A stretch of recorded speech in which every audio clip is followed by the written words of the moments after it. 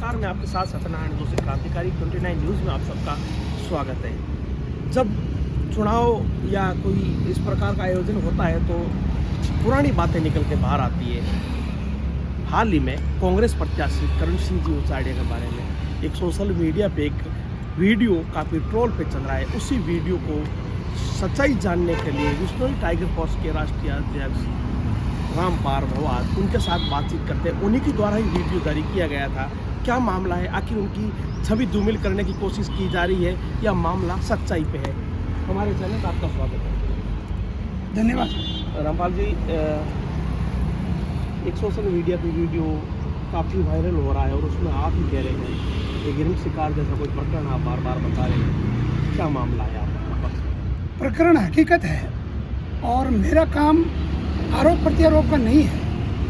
मैं समाज को और पर्यावरण प्रेमियों को जागरूक करना चाह रहा हूँ कि जो कांग्रेस के प्रत्याशी आए हैं उनका चल चरित्र अलग है। वो दिखने में कुछ धार्मिक से लगते होंगे आपको, लेकिन उनका जो कृत्य है वो बहुत पुराने कृत्य हैं, बहुत ही निंदनीय कृत्य है। इस वजह से मैं समाज को जागरूक और पर्यावरण प्रेमियों को जागरूक करना चाह रहा हूँ कि ये जीव हत्या जो करने वाले लोग हैं उनको उनका पक्ष लेने वाले लोग हैं, इनके चुंगल में समाज नहीं फंसे। मेरा विशेष निवेदन है, इस वजह से मैं ये बात कह रहा हूँ और ये बात हकीकत है। अब जो आप पूछना चाह रहे हैं उनमें मैं आपको बताना चाह रहा हूँ कि नांदड़ा में आज से 20 साल पहले हमारे समाज के होनहार कांस्टेबल जो डांगियाबाज पुलिस थाने में तैनात थे और तामील के लिए वो नांदड़ा और उचाड़ा में आए, उनको एक सूचना मिली कि नांदड़ा की सरहद में हिरणों का शिकार कर रहे हैं शिकारी के। और जब वो मौके पे पहुंचे तो उनकी शिकारियों से बहस हुई या उन्होंने शिकार को छुड़वाने का प्रयास किया, हिरण को मतलब जो है उनसे छीनने का प्रयास किया जो शिकारी मार के ले जा रहे थे। तो शिकारियों ने गंगाराम जी को गोली मार करके कांस्टेबल की हत्या कर दी। उस वक्त तत्कालीन जो हमारे सांसद थे जसवंत सिंह जी बिश्नोई साहब और हमारी विश्नोई टाइगर फोर्स और पूरा बिश्नोई समाज, मैं ये कहूँगा कि वहाँ के 36 कौम के लोग वहाँ मौके पे इकट्ठे हुए और मौके पे इकट्ठे हुए वहाँ गंगाराम जी का शव पड़ा था और हम लोगों ने इस बात की जो बात उठाई, न्याय की बात उठाई, गिरफ्तारी की बात उठाई कि इनको किन लोगों ने मारा। जब पुलिस ने जांच की और जांच में ये पाया गया कि उचाड़ा के कुछ लोगों ने इस तरीके से कांस्टेबल की और हिरण की हत्या की। इस बात को लेकर के हमने प्रदर्शन किया, बनाड़ रोड पे प्रदर्शन किया, वहाँ मौके पे प्रदर्शन किया और यहाँ हमारे MDM हॉस्पिटल में मोर्चरी के बाहर हमने 30 घंटे समाज पैरों पे खड़ा रहा और इस बात को हमने उठाया कि इनके शिकारियों को गिरफ्तार करो। अब वो शिकारी गिरफ्तार क्यों नहीं हो रहे थे? क्योंकि एक प्रभावशाली उचाड़ा हवेली ने उन शिकारियों को अपने हवेली में रखा था और उनका जो है उनका संबंध बड़े बड़े राजनेताओं से थे। वो एक बहुत अपने आप में प्रतिष्ठित हवेली थी, इस वजह से पुलिस कार्रवाई करने के लिए भी सक्षम नहीं थी वहाँ पे। और इस बात को जब पता चला बिश्नोई समाज के और पर्यावरण प्रेमियों और टाइगर फोर्स के युवाओं ने, तो इनकी हवेली का हमने उचाड़ा का घेराव किया और घेराव करने के बाद जब पता चला कि उन शिकारियों को पुलिस के समक्ष इन्होंने समर्पण करवाया और गिरफ्तारी बतवाई हमारे भवाद फांटा के पास कि शिकारी वहाँ भागते हुए पकड़े गए। चलिए कोई बात नहीं, गिरफ्तार हो गए। जब बात ये चली कि भाई इस तरीके से इतने बड़े हत्यारे, इनको अगर पनाह का कोई है तो वो हवेली थी। आप दंत कथा कह रहे हो या खुद प्रत्यक्षदर्शियों में? मैं प्रत्यक्षदर्शियों में था उस वक्त और मेरे पास उस वक्त की अखबारों की कटिंग पड़ी है जहाँ समाज और पर्यावरण प्रेमी उस वक्त 30 घंटे परेशान हुआ था और हमारे समाज के होनहार कांस्टेबल की हत्या हुई थी। उस बात को लेकर के पुलिस ने मेरे ऊपर उल्टी कार्रवाई की, बल्कि इन लोगों को बचाने का प्रयास किया था और इसी बात को लेकर के हमारा उस वक्त विरोध प्रदर्शन था। कारण क्यों कि ये प्रभावशाली उस वक्त भी थे, आज भी है। अब समाज में ये, अब दूसरी घटना बताता हूँ मैं। दूसरी घटना उचाड़ा के ही इस जगह जो ये बिश्नोई बाहुली, फिटकाशनी, जाड़ेली और ये वन्यजीव बाहुली क्षेत्र है, तो ये बिश्नोइयों के साथ रहते थे। इनके जो रिश्तेदार है वो लगभग बिश्नोइयों के साथ उठते बैठते और ये दिन को तो बिश्नोई समाज को मतलब जो है वो जो भी करेंगे न्यून परिणाम करेंगे वो करेंगे और रात को इनके जो रिश्तेदार है वो शिकार कर रहे हैं। इनके शिकारियों को रात को रंगे हाथों इनके निजी रिश्तेदार को रंगे हाथों बिश्नोई टाइगर फोर्स के बिश्नोई समाज के युवाओं ने पकड़ा। बोरे में हिरण भरा हुआ था, बोरे में मोटरसाइकिल पे ले जा रहे थे। एक, मैं जाति का नाम नहीं लेना चाहता, लेकिन जो शिकारी गैंग थी वो ले जा रहे थे, उनको पकड़ा वहाँ।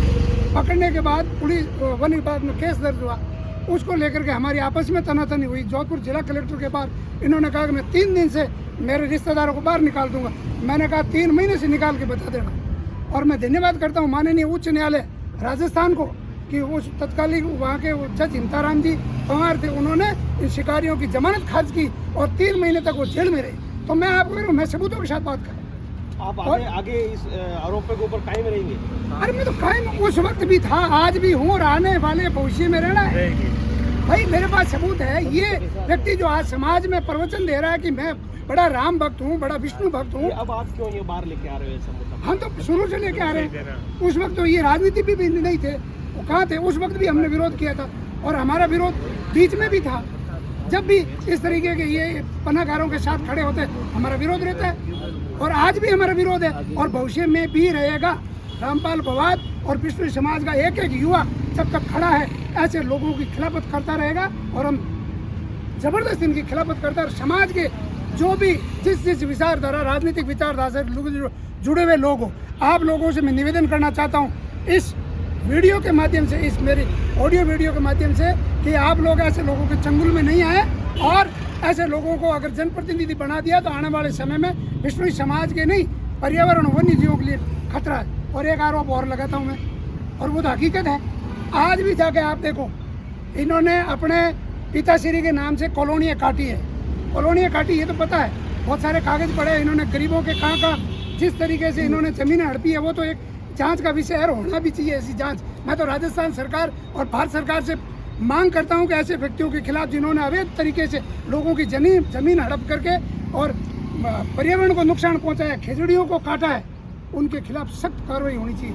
आज भी वहाँ मतलब जो है पड़े हैं और ये जब भी हम लोग विरोध करने जाते हैं, ये अपने पूरी प्रभाव को दिखाते हुए और लोगों के सामने खड़ा करके हमारे ऊपर जो है बिना मतलब के मुकदमे, झूठे मुकदमे दर्ज करवाने के लिए भी आतुर है। मुकदमे किसने के ऊपर है? विष्णु के ऊपर मुकदमे करवाते हैं। जब हम विरोध करते थे हमारे ऊपर विरोध मुकदमे करवाते हैं, धमकी देते हैं। तो इस तरीके के लोगों को विष्णु समाज से निवेदन है, विष्णु समाज का रुख इस लोकसभा चुनाव में क्या रहेगा? मैं ये कहूँगा कि आज धर्म को लेकर के, राम जी के मंदिर को लेकर के, धर्म का और पर्यावरण के प्रति जिस तरीके से हमारे यशस्वी प्रधानमंत्री मोदी जी विष्णु समाज की प्रशंसा कर रहे हैं और उन्होंने पर्यावरण के लेकर के, आज मैं राजस्थान सरकार को धन्यवाद करता हूं कि भजनलाल जी को, तो उन्होंने यहाँ बैठते ही अमृता देवी के नाम से, अमृता देवी मतलब जो है खेजड़ली में 50 करोड़ रुपए बजट की घोषणा की। ये कौन कर रहा है?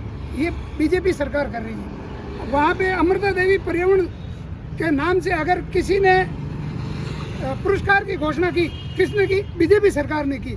आज हमारे प्रधानमंत्री जी पूरे भारत में नहीं, मैं तो कह रहा हूँ पूरे इंटरनेशनल स्तर पे विष्णु समाज की प्रशंसा कर रहे हैं और उनकी प्रशंसा के बाद ही आज भाजपा सरकार जो है हमारे पर्यावरण के प्रति सजग हुई है और हम समाज को बजट दे करके और उसका विकास करवाना चाहती है। तो मैं समाज से हाथ जोड़ के निवेदन कर रहा हूँ कि आने वाले समय में यशस्वी प्रधानमंत्री मोदी जी के नेतृत्व में जो भी खड़ा है, मैं ये नहीं कहता कौन व्यक्ति खड़ा है, लेकिन अगर पत्थर भी खड़ा है तो मैं ये मानूंगा कि आप यशस्वी प्रधानमंत्री मोदी जी को वोट करें और विष्णु समाज ज़्यादा से ज़्यादा वोट दे करके अपने प्रधानमंत्री और इस धर्म जो सनातन धर्म के बारे में जो बात करते हैं, उनके पोषक हैं, उनकी आप मदद करें, उनका सहयोग करें और पर्यावरण संरक्षण में समाज का सहयोग करें।